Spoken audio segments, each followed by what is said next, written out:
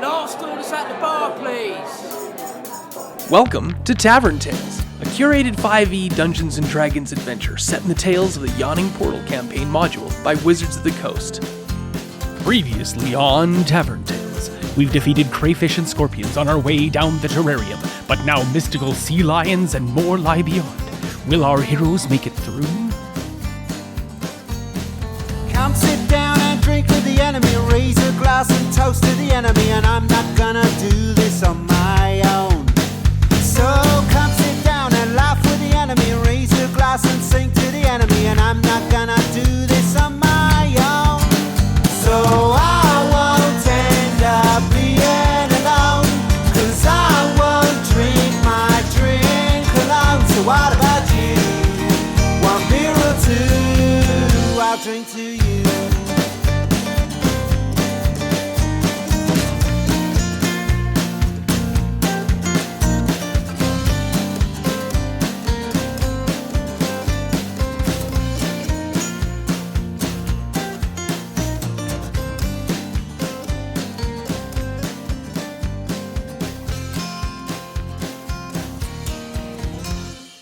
Oh, my apologies. I haven't talked so much in quite some time. I'm a bit parched. Praise Paylor. That hit the spot. Now, where was I? Were we past the sea lions? No, That's right. Yes, of course. Our heroes had just fed the giant scorpions to the hungry and insatiable crayfish, and were catching their breath in the hot sand of the terrarium when Zuvus snickered and said, I guess I wasn't the one that was fish bait today. That's good, I like that. Thank you. And now let us peek into the adventure itself, as sea lions, not the typical sea lions that you would normally see in our world, but fantastical beasts that are part seal and part lion, look up from below through a sheet of glass at our heroes standing amongst the bloody remains of giant scorpions, clawed, bruised, and cut from the difficult combat they had just endured. What do you do? You know, the owner of this terrarium is a real nature lover. Are they really a nature lover if they've put a bunch of animals together that want to kill one another? I mean, like appreciator. Constantly looking through the glass, hoping that they can just have a bite. I guess that's a lover in some cultures. Okay. I feel like we were fairly successful in these sections. Vulcan's gonna glance down at his ripped and torn shirt and his injured body. Shirt? Well, yeah, I've been wearing a shirt. How you I thought you were naked. No. You did not wear a shirt. You wore some sort of vest thing because of your wings.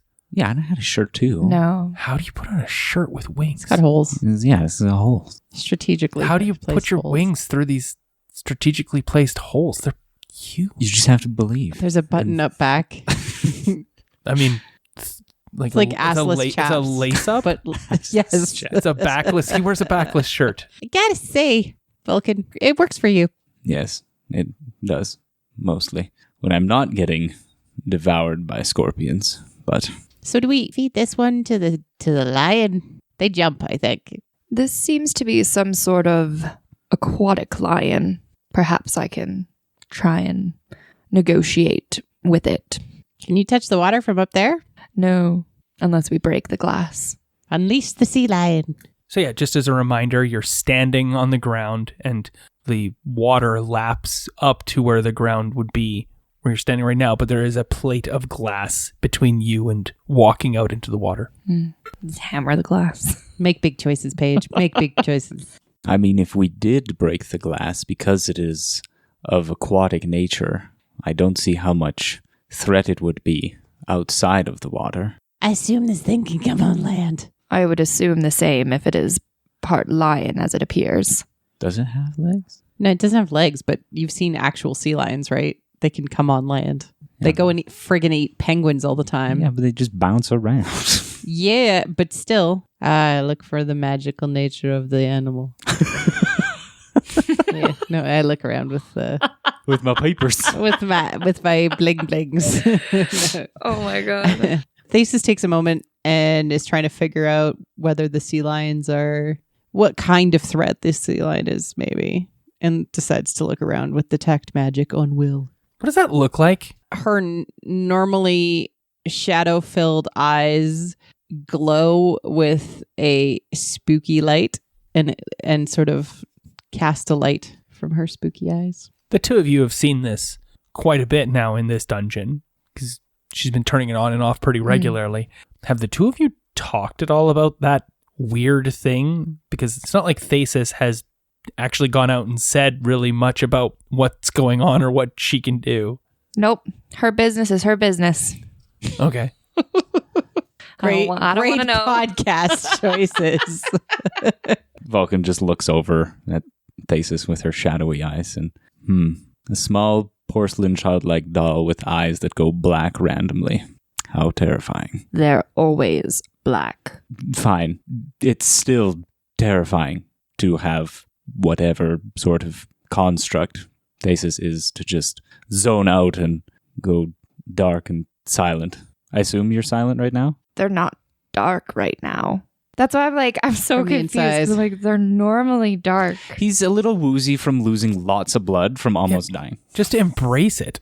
Be like, Less life than I do. maybe he only looks at Thesis in the dark when Thesis has detect magic up and he's not really been paying attention otherwise. And he's like, her eyes are normally black. And you're right. That's weird, but I don't want to get into it, right? Like, just embrace the roleplay.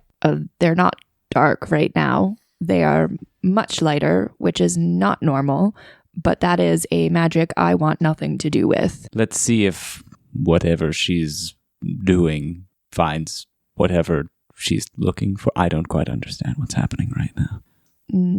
I noticed. What do I see? And this is why you're all normally single adventurers. The sea lions are natural creatures. But the glass in front of you and the glass all around this place scintillates, glitters as though light is being shone upon it and sparkles as though there is magic imbued in the glass.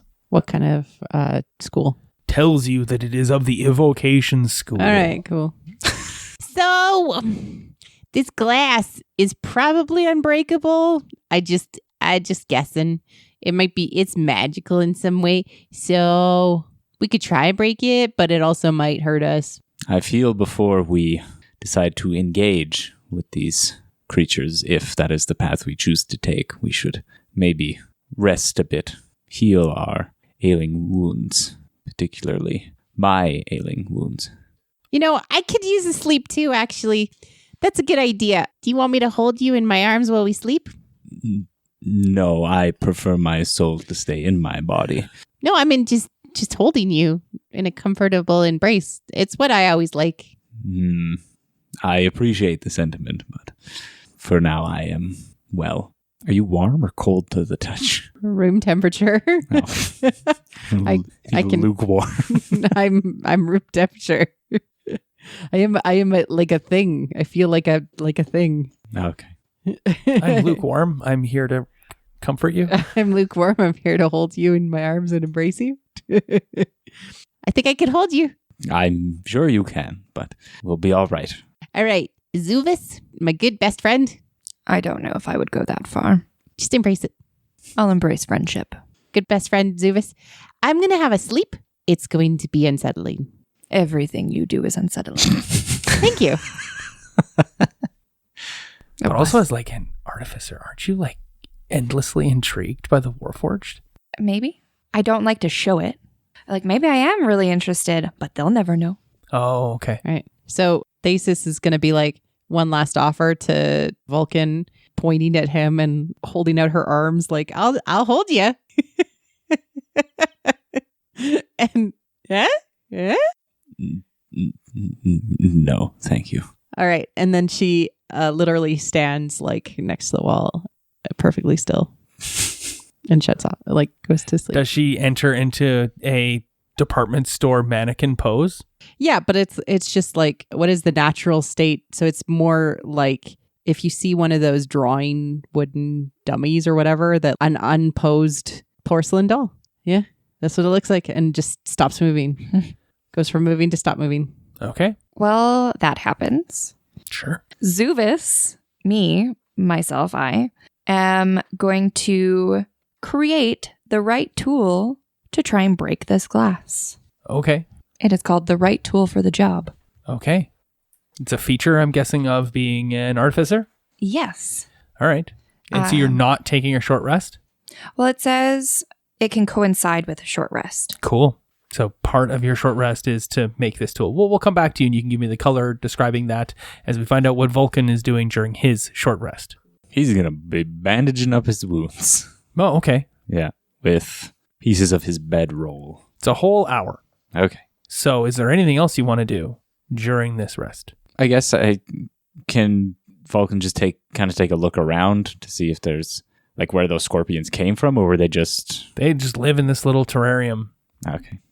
They move around and live amongst their rocks and their shrubbery on the sand, and they try to dig into it, but of course it doesn't go down very deep, so they can just scuttle about. What's going on with the crustaceans up top? Are they just still... Feasting. They're still feasting? Okay. Absolutely. There's only 6 of them, and you've thrown up 5 scorpions, so that's more than enough food for them for a very long time. A fight did break out, but the biggest crayfish of them all has the bigger scorpion, has pulled it off into another section, but it's very murky water now with all the blood and viscera from scorpion internal pieces strewn about the water above. Yummy. Mm-hmm. Nice. Soupy. There is still 1 scorpion in this terrarium with you that is dead. So you go for a little walkabout, you bandage yourself all up. How many hit die are you spending to heal? I will spend 3. And how many is our silent automaton doing? I'm going to do 4. 4. Great. And then while Zuvis is healing, how many hit die is Zuvis using? Also 3. 3 as well. Great. And then Zuvis, give me the color of what's going on for you in your short rest. I'd like to confer with my comrades of what type of tools they think will be best to break this glass before I put in the work and effort to do so. Unfortunately, you did not engage them quickly enough. Vulcan has gone for a walkabout, and the robot is turned off and silent. So, I mean, I can still hear things. it's not evident, right? And this is the first real rest that you've taken just as a threesome. I don't technically need to stop moving for short rest, But you did. but I did because I was like, I want to freak them out. You have freaked them out. Zuvis says, like, the start of a sentence, like, hey, and sees no one is around to listen to him.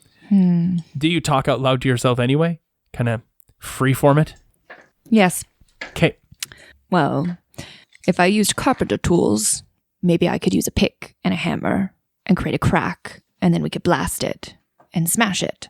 Or I could use a glass blower, and I could blow a hole through the glass and morph it and make it weaker and crack it.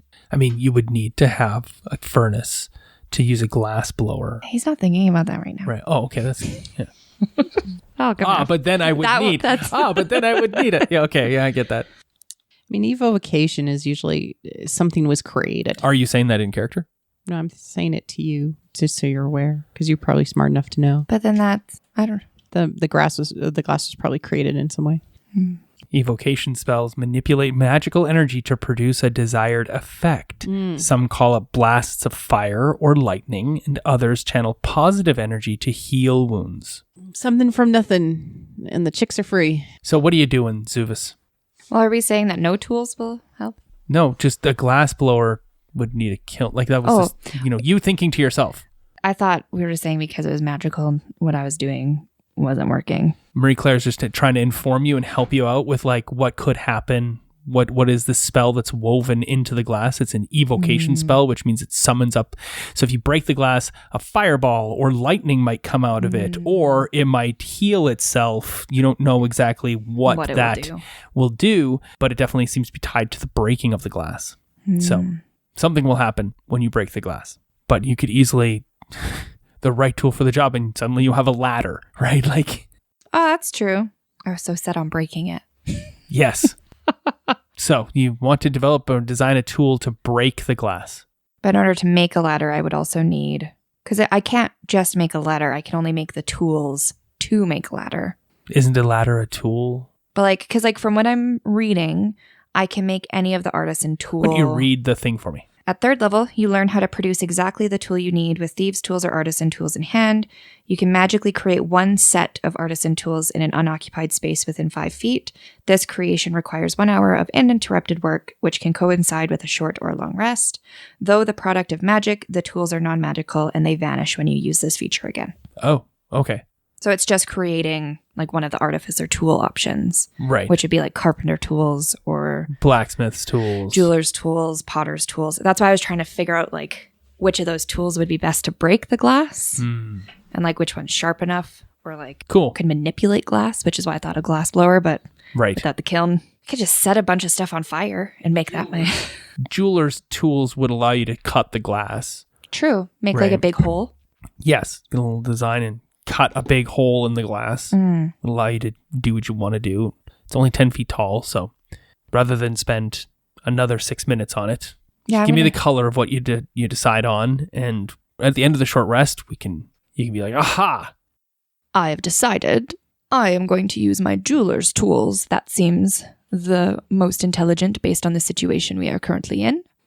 And he starts digging around in his bag and he pulls out little tiny scraps of metal and a couple jewels because jeweler's tools.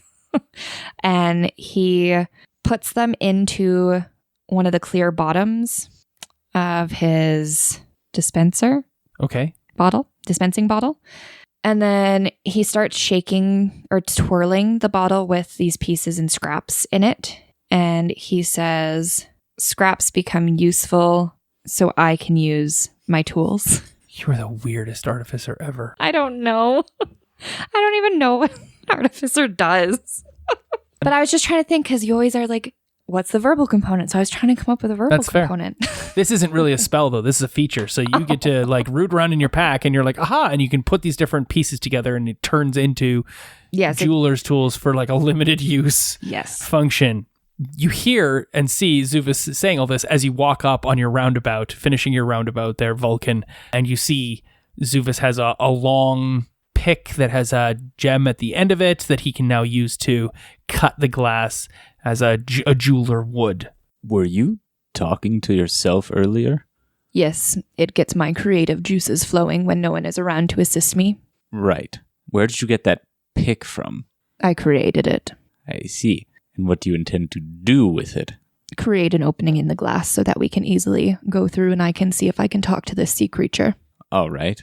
I have no issue having you go in.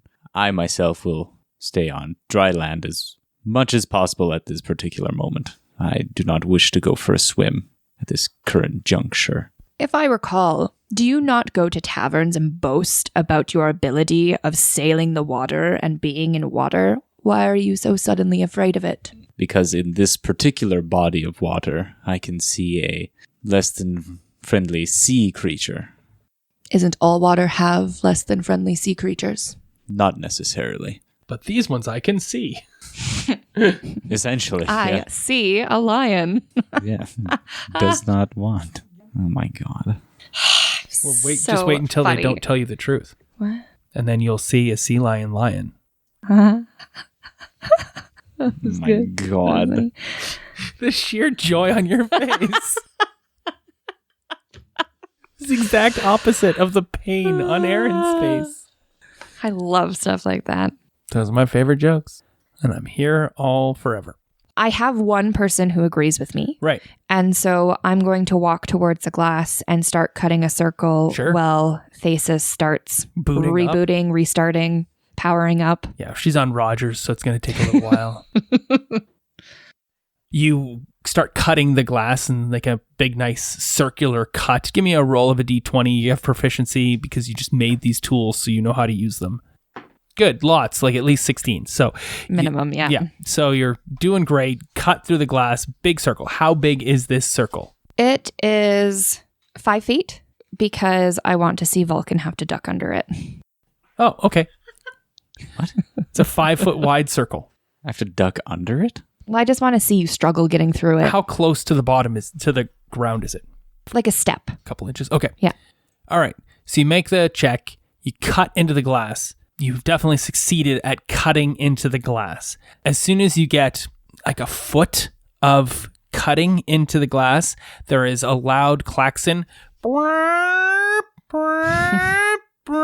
There is a magical flash, and all the scintillating fractal, you know, when you look through like a piece of glass and it has like minor imperfections in it and the sunlight shines on it a certain way, it like scintillates.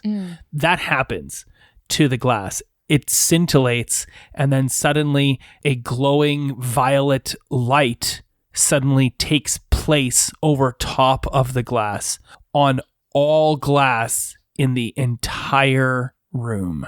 Cool. And you no longer are cutting glass. It's not cutting, like you're just pushing into this violet light, and it's not allowing you to reach the glass. But it still extends only 10 feet up. So it's the glass is still there, but the light's Correct. in front of it, and it's almost like a magical barrier. Exactly. If you'd like to make an Arcana check, you may. And of course, this loud siren sound. 16. You're going to make an Arcana check as you are awakened suddenly by this klaxon call. You as well may make an Arcana check. There's nothing prohibiting people from making Arcana checks and other types of checks if they don't have proficiency. Just the likelihood of you doing well is very poor. How did you do? 9. 8. So 8 and 9 don't reveal anything to you. You have no real concept of what this could possibly be. But our 16 is, you're pretty sure, because you knew this was an evocation spell before, that this could be a wall of force that has sprung up across the glass everywhere in this room. It appears the evocation you spoke of was wall of force. Meaning what specifically?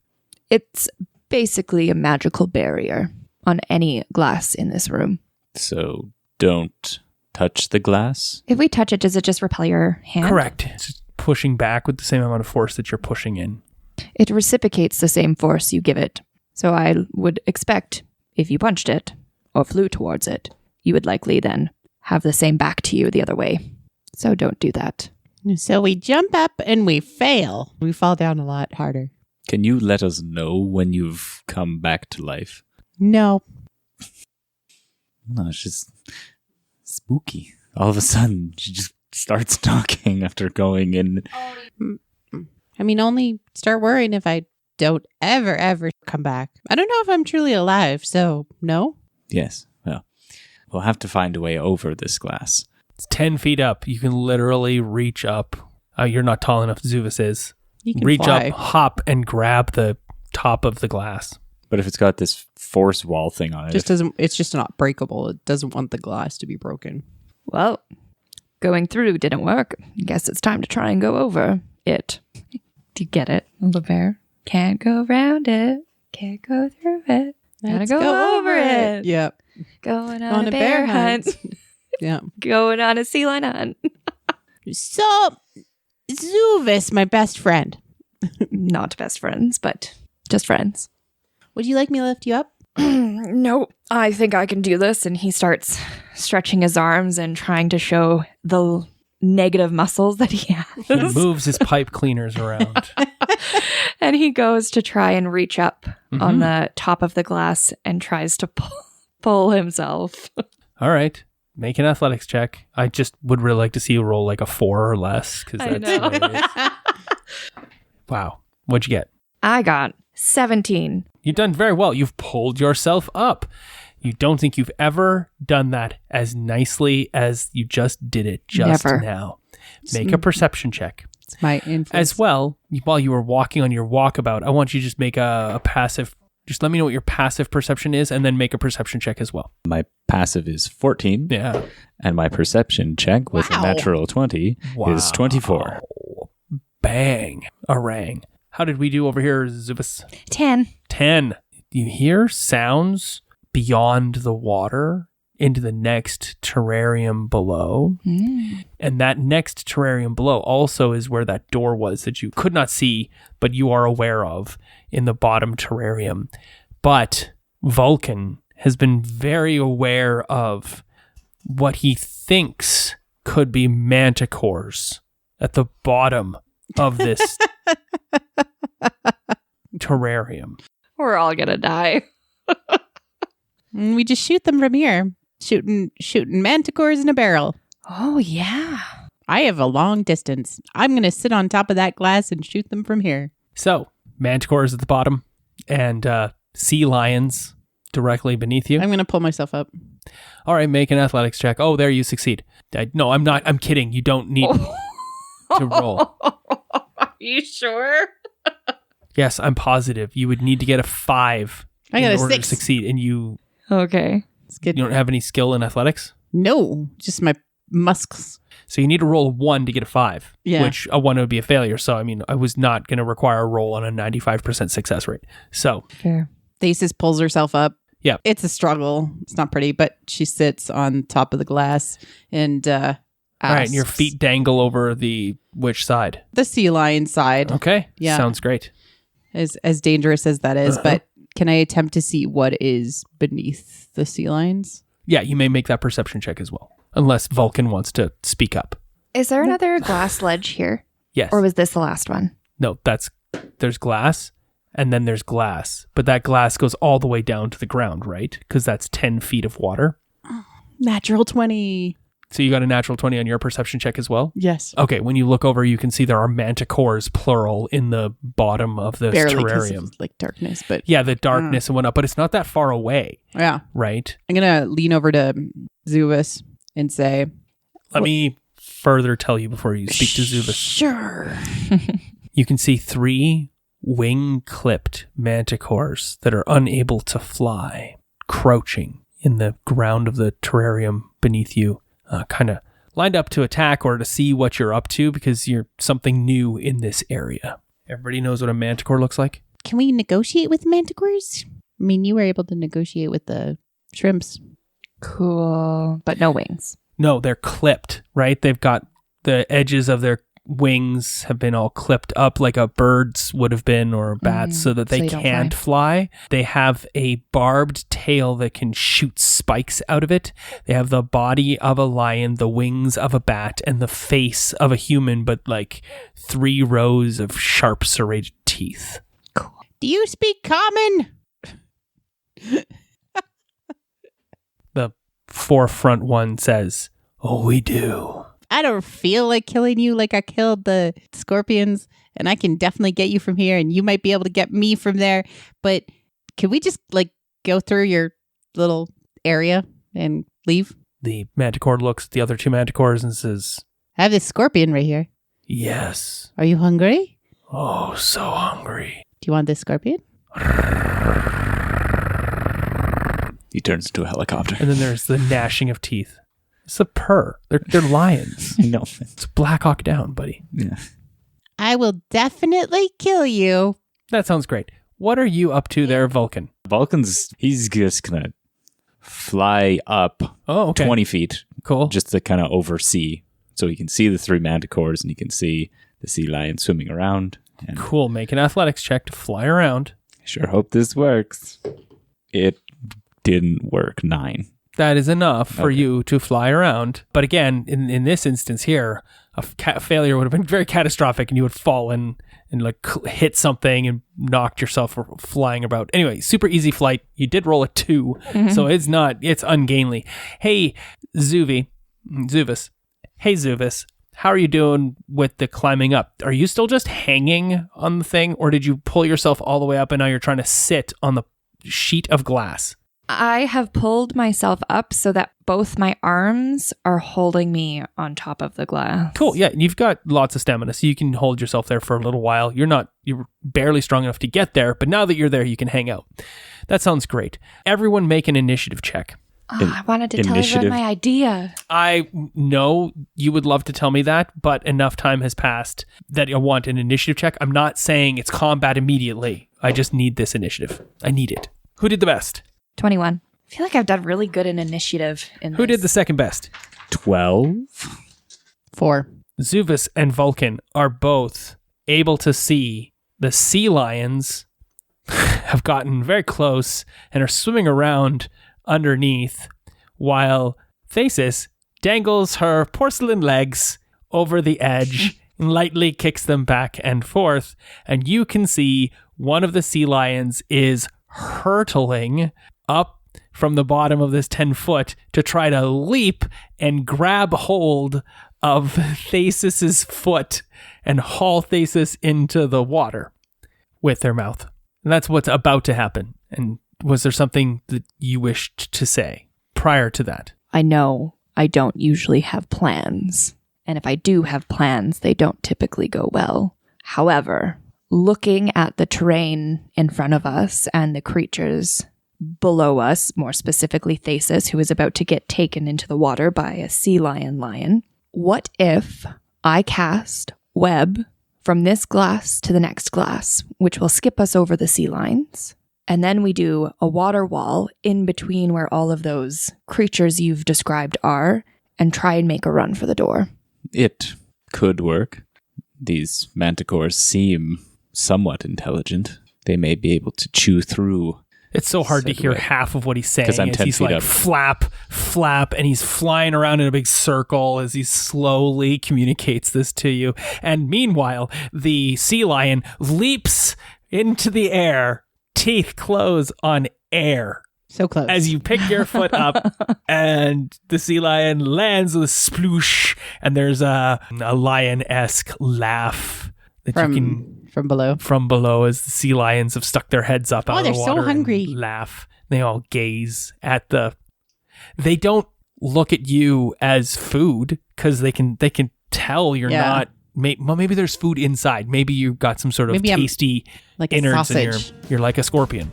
So It's gotta be a scorpion. the sausage scorpion. Sausage is scorpion. But nonetheless, they miss.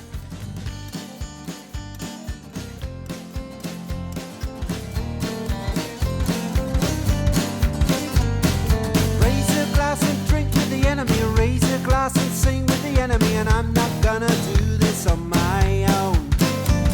And raise a glass and toast to the enemy. Raise a glass and sing to the enemy. And I'm not gonna do this on my own. This concludes this episode of Tavern Tales, a curated Dungeons & Dragons 5e game set in the Tales of the Yawning Portal adventure module by Wizards of the Coast.